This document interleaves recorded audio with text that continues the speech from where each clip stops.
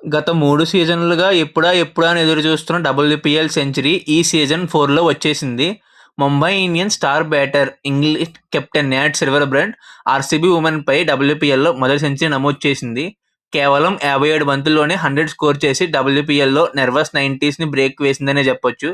ఎందుకంటే దీనికి ముందు 6 బ్యాట్స్మెన్ 90 రన్ల దగ్గర అవుట్ అయ్యారు. 2023లో ఆర్సీబీ బ్యాట్స్మెన్ సోఫీ డివైన్ 99 పరుగులు స్కోర్ చేసి అవుట్ అయింది. 2023లోనే యూపీ బ్యాటర్ అలీసా హేలీ ఆర్సీబీపై 96 రన్స్ స్కోర్ చేసింది. 2025లో యూపీ బ్యాటర్ జార్జియా వాల్ ఆర్సీబీపై 99 రన్స్ స్కోర్ చేసింది. 2025లో GG batter Beth Mooney UP ఉమెన్పై 96 రన్స్ స్కోర్ చేసింది. 2026లో కూడా జీజీ బ్యాటర్ సోఫీ డివైన్ డీసీపై 95 రన్స్ స్కోర్ చేసింది. మళ్ళా 2026లోనే ఆర్సీబీ బ్యాటర్ స్మృతి మందన డీసీపై 96 రన్స్ స్కోర్ చేసింది.